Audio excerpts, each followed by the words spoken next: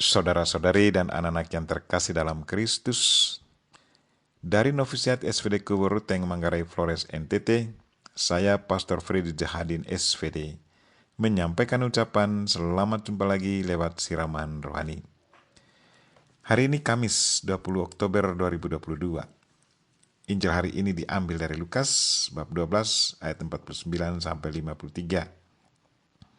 Kita diingatkan bahwa Yesus Kristus datang bukan membawa damai, melainkan pertentangan. Marilah kita berdoa memohon penerangan Roh Kudus. Dalam nama Bapa dan Putra dan Roh Kudus. Amin. Tuhan dan Allah kami, puji dan syukur kami haturkan kepadamu karena Engkau selalu mengingatkan kami untuk selalu setia dan tekun mengikuti Engkau walaupun terkadang kami alami tantangan dari orang dekat kami. Tuhan, bantulah kami agar apapun tantangan yang kami hadapi, kami tetap setia kepadamu dan selalu tekun mengikuti ajaran-Mu. Tuhan, utuslah Roh Kudus-Mu, terangilah pikiran dan hati kami, agar sabda-Mu yang akan kami dengar dapat kami pahami dengan baik, dan isi pesan-Mu dapat kami hayati dan amalkan dalam hidup harian kami. Doa ini kami sampaikan dengan perantaran Kristus Tuhan kami. Amin. Tuhan bersamamu dan bersama rohmu. Inilah Injil Yesus Kristus menurut Lukas. Dimuliakanlah Tuhan. Pada suatu ketika Yesus bersabda kepada murid-muridnya, "Aku datang melemparkan api ke bumi, dan betapa kudambakan agar api itu selalu menyala. Aku harus menerima baptisan dan betapa susah hatiku sebelum hal itu berlangsung. Kalian sangka aku datang membawa damai ke bumi? Bukan damai, melainkan pertentangan. Karena mulai sekarang akan ada pertentangan antara 5 orang dalam satu rumah. 3 melawan 2 dan 2 melawan 3. Mereka akan saling bertentangan, bapa melawan putranya dan putra melawan bapanya. Ibu melawan putrinya dan putri melawan ibunya. Ibu mertua melawan menantu dan menantu melawan ibu mertuanya." Demikianlah sabda Tuhan. Terpujilah Kristus. Saudara-saudari dan anak-anak yang terkasih dalam Kristus, tema renungan kita hari ini ialah bukan damai, melainkan pertentangan. Pernahkah saudara-saudari alami pertentangan dalam keluarga karena cinta akan Kristus? Pernyataan Kristus hari ini sudah menjadi kenyataan dalam hidup banyak orang yang sangat mencintai Yesus Kristus. Berikut saya sharingkan satu kisah nyata dari seorang ibu. Sebut saja nama ibu itu adalah Gladi.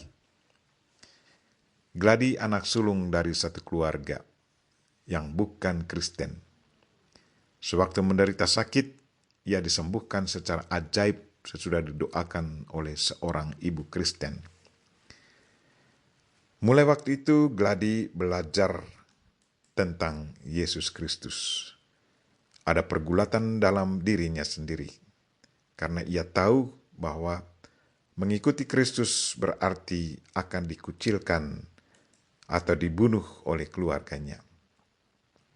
Gladi dari hari ke hari sangat merasakan bahwa kuasa Yesus betul ada di dalam hidupnya.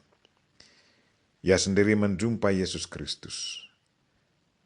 Pada suatu hari, ibu kandungnya sambil menunjukkan pisau tajam kepadanya berkata, "Saya amati engkau sangat berubah. Apakah engkau sudah menjadi pengikut Kristus? Engkau tidak boleh mencoreng muka keluarga. Lebih baik engkau atau aku mati." Sewaktu ibunya mengangkat pisau mau menikam Gladi, ibunya jatuh pingsan. Pada waktu itulah Gladi keluar dari rumahnya. Tetapi saudara-saudaranya tetap mencari dia. Pada suatu hari mereka bertemu dan mengundangnya makan di restoran.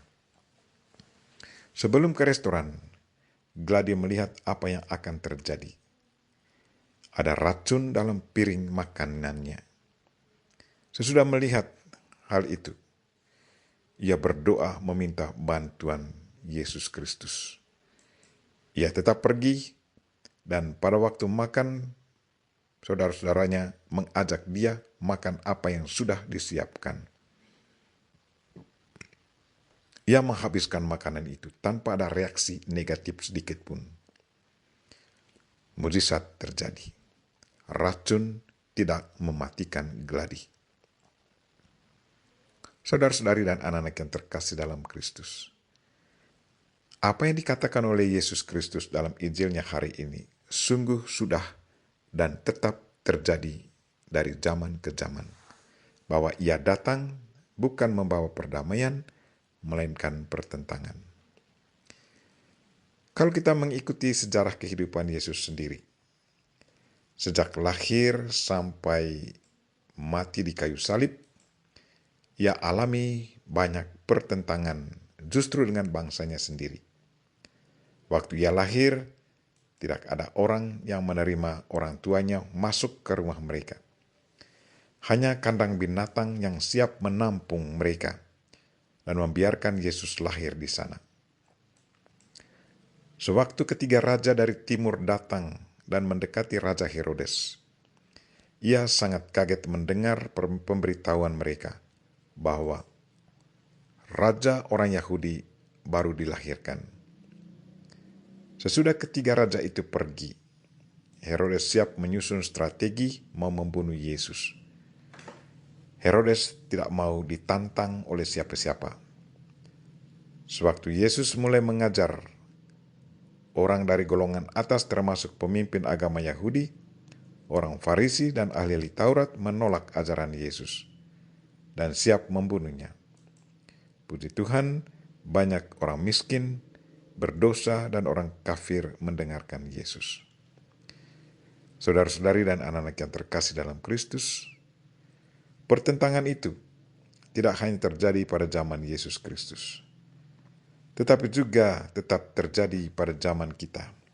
Sampai saat ini, masih banyak orang yang menolak Yesus Kristus. Banyak pengikut Yesus walaupun mereka sudah tunjukkan kebaikan, berusaha memperbaiki kehidupan masyarakat, tetapi tetap ada orang yang menganggap mereka orang kafir. Mengapa semuanya ini terjadi? Mengapa bukan damai yang terjadi? Mengapa pertentangan harus terjadi walaupun ada orang yang berkehendak baik sudah berjuang dengan sebaik-baiknya? Satu tantangan bagi kita semua.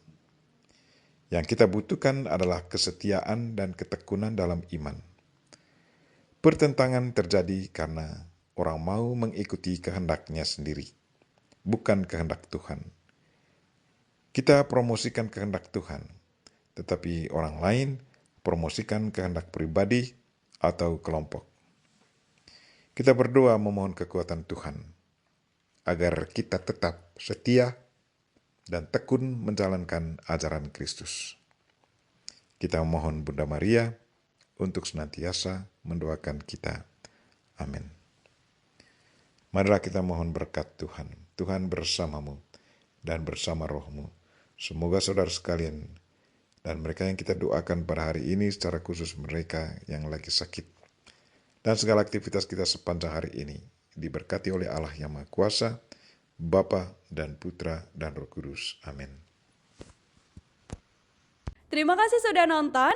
Jangan lupa like, subscribe, dan share ya.